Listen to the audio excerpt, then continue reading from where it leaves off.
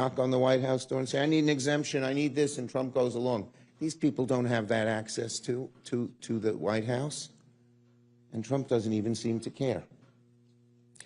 So today, Senate Democrats are showing America the faces, businesses, and communities impacted by Trump's devastating trade war.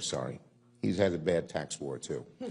Today, Senator Markey will announce legislation that I'm proud to co-sponsor to exempt small businesses from the president's destructive tariffs.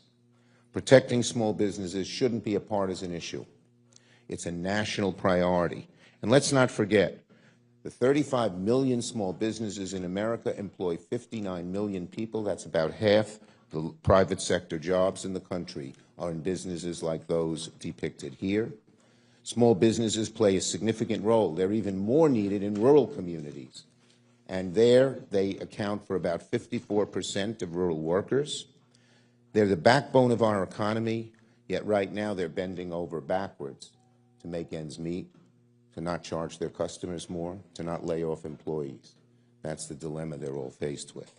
72% of small businesses say erratic tariff policies create, quote, a whiplash effect, disrupting planning and long-term decisions. In that way, small businesses and big businesses are alike. They can't plan unless they have certainty. They can't make that order that'll come in 3 months from now if they think the price is going to go way up. 81% of small businesses say, thanks to President Trump's tariff tax, they would be forced to raise prices for consumers, and many indicated they would lay off employees as a direct result of increased costs. I've visited many small businesses from one end of the state to the other, and you should see the anguish on the faces of these small business people. They have put their whole souls, their blood, sweat, and tears into building these businesses, into creating a team of employees, and now they're either going to have to charge their dear customers who they love more, or lay off employees who they cherish. It's an awful decision, an unnecessary decision. Already, employment at the smallest of small businesses has declined by 3%. We have lost 366,000 jobs since Trump took office in these businesses. And not only did Trump put them in an awful spot, he's clueless to the real-world ramifications. He was asked yesterday by Chris Welker, about small business.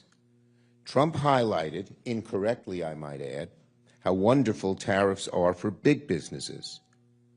And he said how he doesn't care one iota about the concerns of small businesses or American families suffering from high prices. He just didn't care. He went on bragging about himself. I watched the clip. When asked if he's considering relief for small businesses, Trump said, quote, they're not going to need it. He was condescending and dismissive. Well, tell the folks behind me that they're not going to need it, President Trump. Senate Republicans had a chance last week to stop Trump's trade war, but instead they stood with him. We are giving them another chance now by working with us to take up the Small Business Liberation Act. Senate Republicans' refusal to stop this trade war makes them complicit as Donald Trump in hurting these businesses and millions more across the country. Small businesses are the backbone of this country. It's time for Senate Republicans to grow a backbone and defend small businesses. And our next speaker is my good constituent and owner of Yono's, a great restaurant that has an Indonesian flavor to it that is just top-notch, and that is Dominic Pernomo. Dominic. Thank you, Leader. Thank you. Good afternoon, everyone. Glad to be here. And just a quick note, Leader Schumer, just want to thank you once again on behalf of our industry for all the work that you did for us, for the Restaurants Act. And that's what's kept us going a lot the last 4 years. On to today's topic.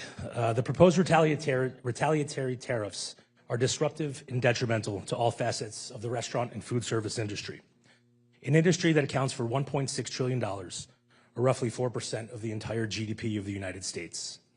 1 in 10 jobs, 15.1 million in total, is in the food service industry, making it the nation's second largest private sector employer. Yet the proposed retaliatory tariffs on imports from key trading partners like Canada, Mexico, and China threaten to destabilize the vital sector, which has struggled to regain its footing since the COVID-19 pandemic. These tariffs will make it harder and more expensive to source the high-quality ingredients and goods our guests have cherished for nearly 4 decades, driving up costs to the tune of $12.1 billion and disrupting supply chains worldwide. The restaurant industry is uniquely vulnerable to supply chain disruptions due to our resilience on perishable products, some costing hundreds of dollars per pound.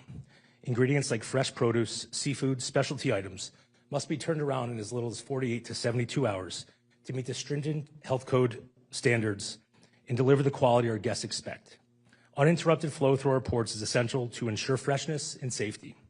The proposed 25% tariffs on imports from key trading partners like Canada and Mexico will slow this critical supply chain, risking $2 billion in spoiled goods.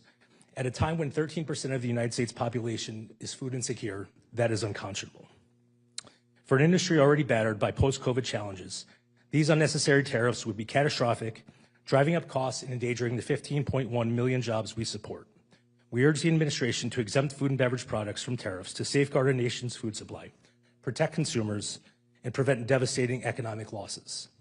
The restaurant industry has endured relentless challenges over the past 5 years: supply chain breakdowns, labor shortages, and soaring inflation. Tariffs could deliver a devastating blow, potentially forcing closures and jeopardizing millions of jobs.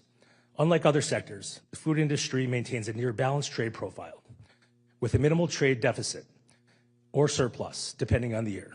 Targeting food and beverage imports is a misstep that punishes an industry already on the ropes.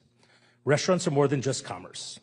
They are the heart and soul of any community. They're a place for us to gather, to share, to communicate, and to engage.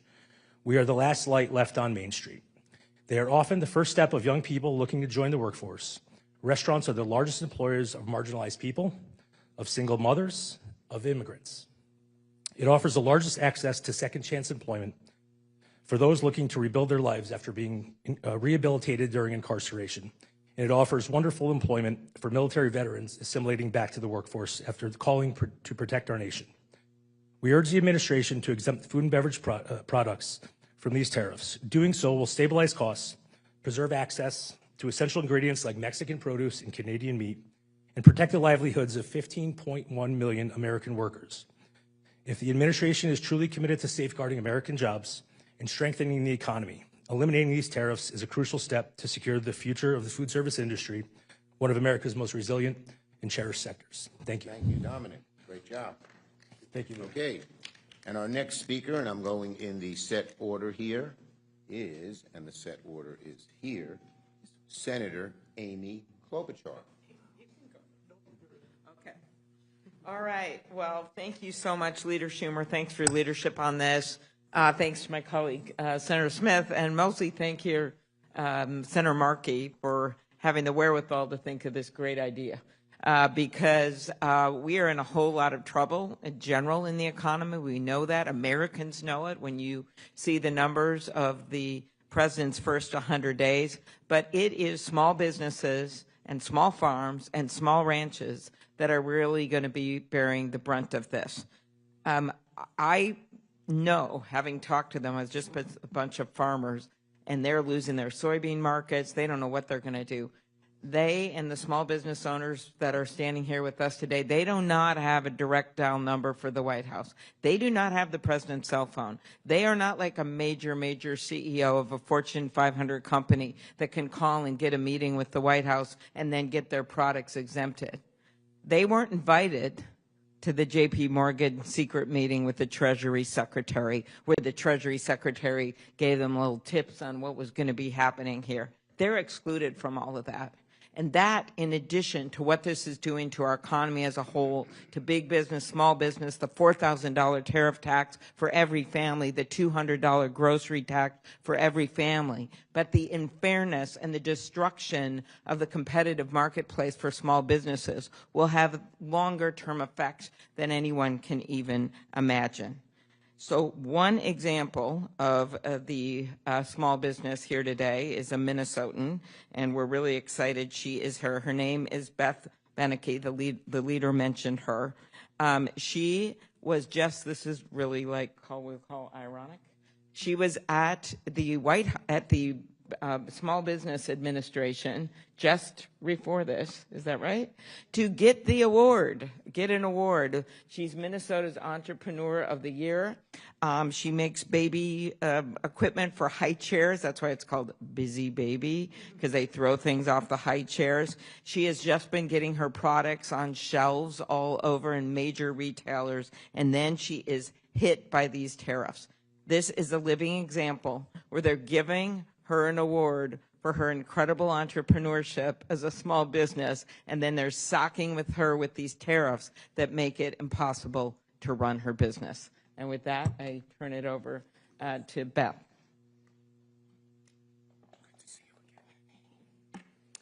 All right, I am Beth Beneke. I am a 10-year Army veteran, active duty, served in Bosnia, Iraq, Kuwait, Kosovo.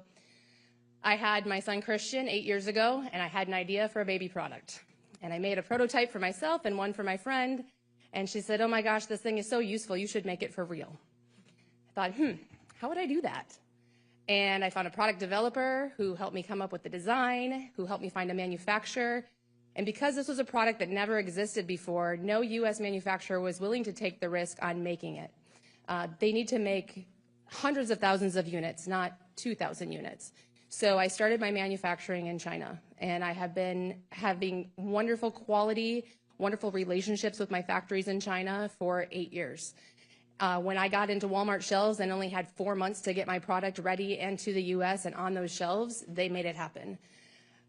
They are wonderful partners to me, and I currently have 3 months worth of inventory sitting at my factory that I cannot bring to the U.S.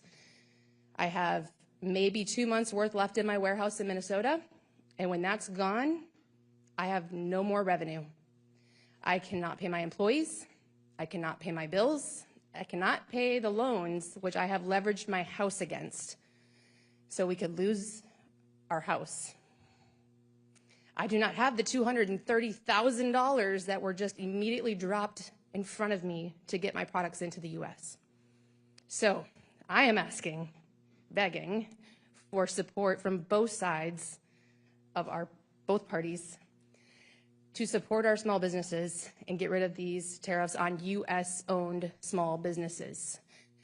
It doesn't just affect me. When I go out of business, it affects all of those contractors that I pay to help me with my business, all those American-owned businesses, my trucking company that brings me my container, the bookkeepers and accountants and marketing teams that work with me.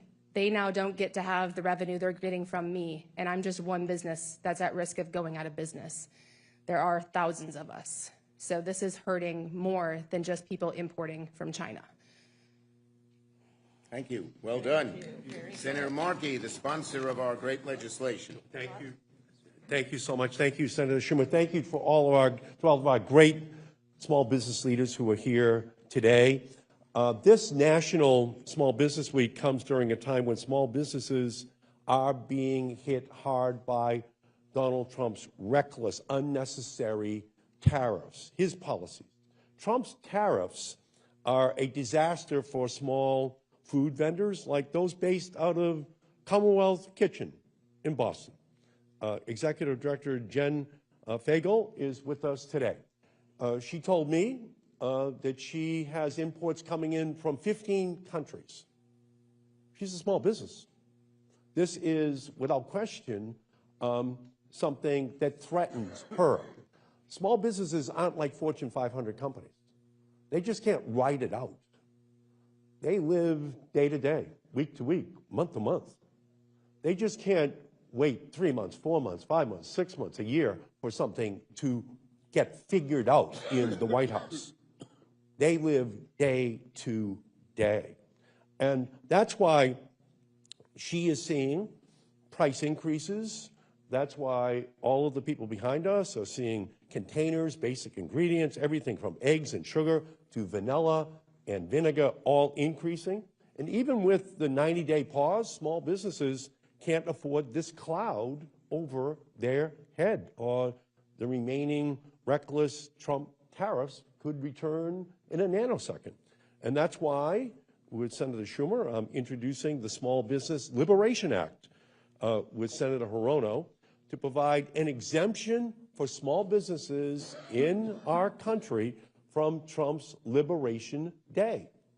Because it is not Liberation Day, it's Obliteration Day for small businesses. It will be a massive economic liquidation day for small businesses. We have 7 million people in Massachusetts, and we have 734,000 small businesses.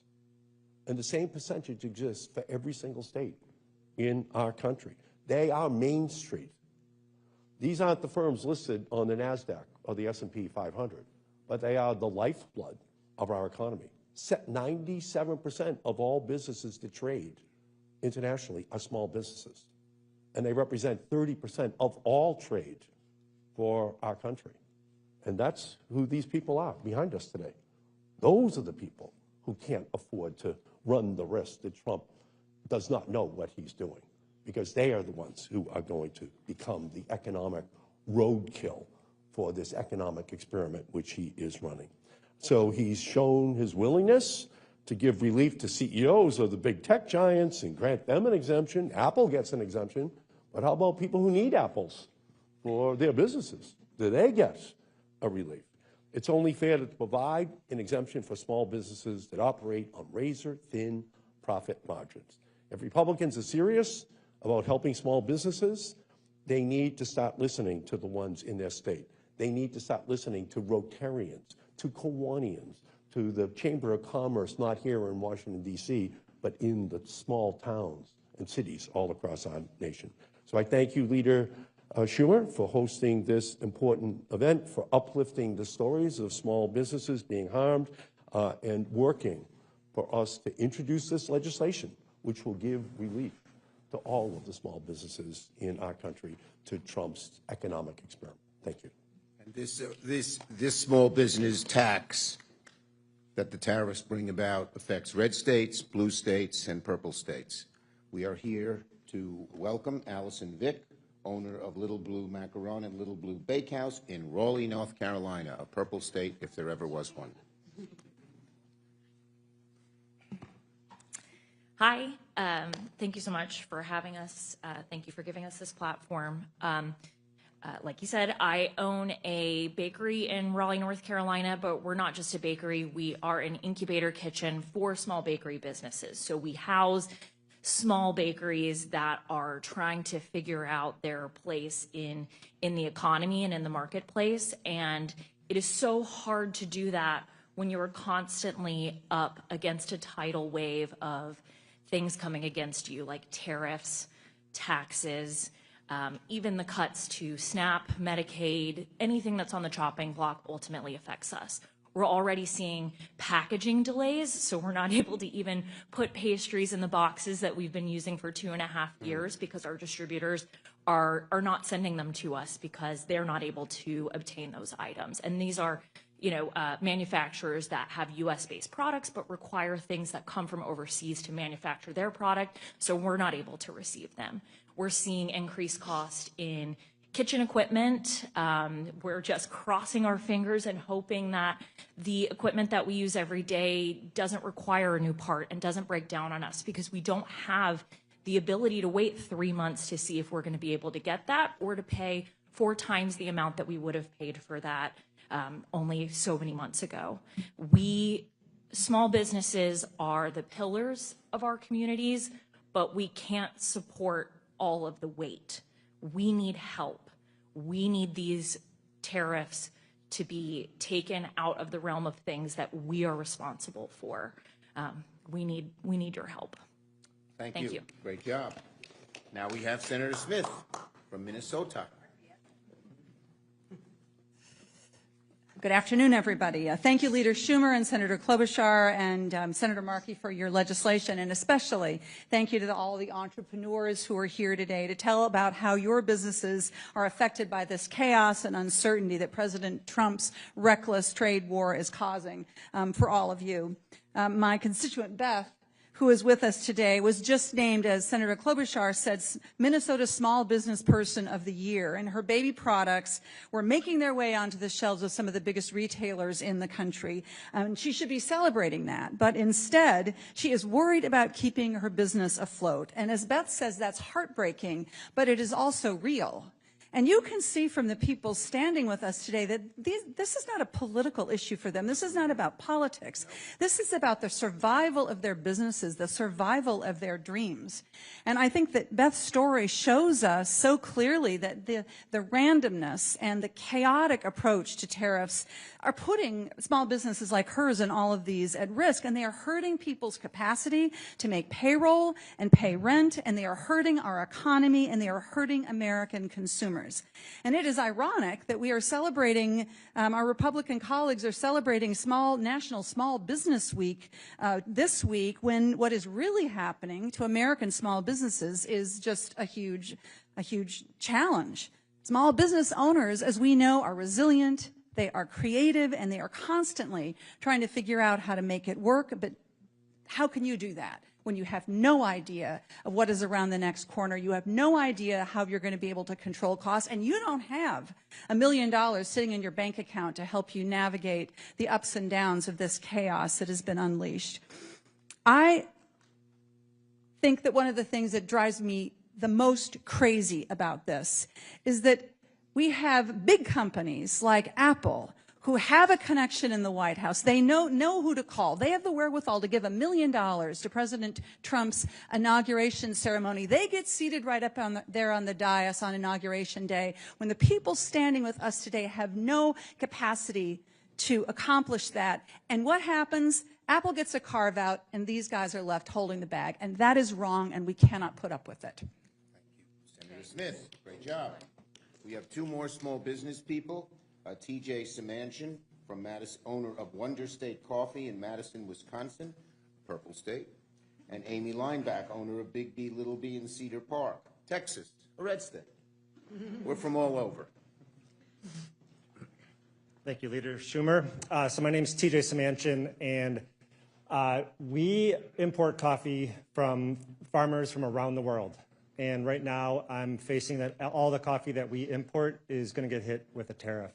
I think the thing I want to underscore, there's been a lot of words shared and a lot of personal stories shared, but that we here, us small businesses, we are on the front line of these tariffs. We are the ones who are paying it. I had to go to my bank and ask for an additional line of credit just to finance the tariff tax. We are the ones who need to come up with the money, and if we can't come up with the money, and like in Beth's case, our product is at risk. So everything that we buy is now at least 10% more, and I don't know, we have countries that we buy from that are on the reciprocal tariff list. And so I don't even know what the cost of some of my product is going to be. It's going to be shipping to me pretty soon. And so I got into coffee because of relationships with farmers I have in Latin America and Africa, that our supply chains are very personal to us. There are real people on the other end of this supply chain. These are relationships I've developed over 2 decades in the coffee industry. These are complex supply chains, and we are at risk of disrupting that, and these are things we can't just change overnight. I think anyone who knows about business, about importing, international trade, any of that would know this, that these are the simple rules of business, that they are depending on relationships that take months and years to develop. And we are at risk of losing those relationships. So I also want to just share with my colleagues up here and asking for support for small businesses. Thank you. Thank you very much. Last but not least, Amy. There you are. Oh, let me just say your business. Owner of Big B, Little B in Cedar Park, Texas. Thank you. Hi, my name is Amy Lineback. I own Big B, Little B along with my daughter Marlo, who's here with us today. We invent planet-friendly products that make daily routines easy for families. We manufacture all of our products in China, including hers. Initially, it was out of necessity because we began manufacturing in the United States years ago, but it wasn't scalable. So we moved to China, like I said, out of necessity. And now we love working with them. They're our friends, they're our teammates. They put their heart and soul and time on the line to support our dreams. So as it stands right now, Marlo and I have a few months worth of inventory. We were one of the very lucky ones to receive a container of inventory at the beginning of March. Now, it feels a little funny to have this particular business strategy, but we intend to stretch that inventory as much as possible by pulling back our advertising and slowing our sales. Why? Because it's important for us to stay visible as long as possible so we can just stay relevant in the market. But then what? We have no orders in production right now. So when we stretch that inventory to the end of Q3 at the very latest, we run out of inventory, we lose sales, we have zero cash flow, and I don't think I need to explain what happens to a small business when you have no cash flow. And I refuse to think of where our business might be at the end of this year. We need help from both sides. We are begging you. We need this help immediately, and we truly appreciate what you're doing for us. We need more help, and we need it now. Thank you. Thank you. Thank you for these great testimonies. It's clear are three things, many things, but three things. Number one, these people struggle in their businesses. My dad was a small businessman. I know how small business people struggle. Two, they love their businesses. Three, they hate the tariffs. And they want both sides of the aisle to come together and get rid of them for small business. Questions on this subject? Yes, ma'am.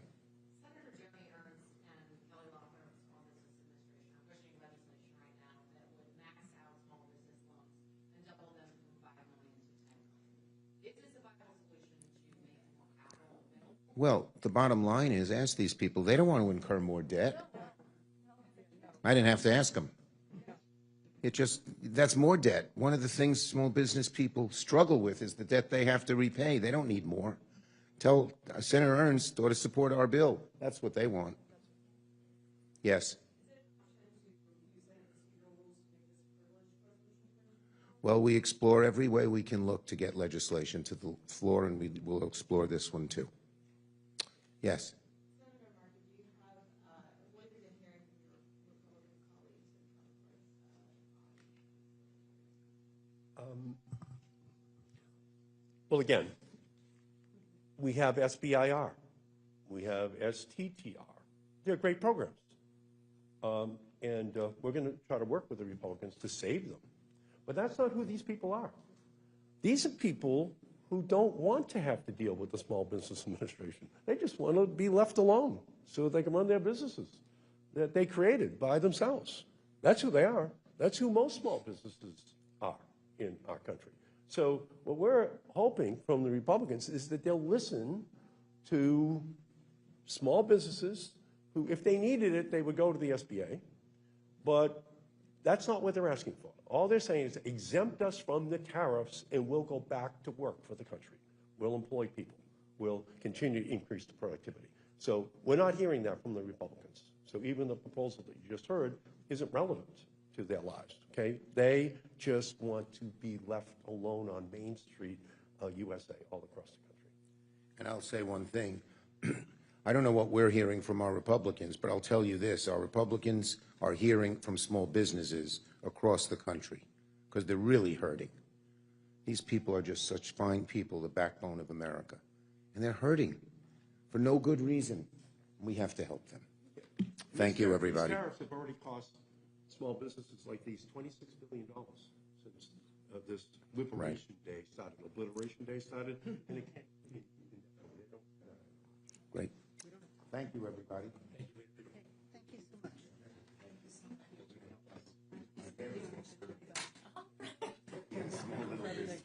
He struggled.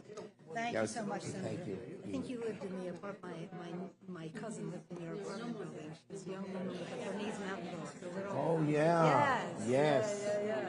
Thank you. Thank you very much for everything you're doing. Good job.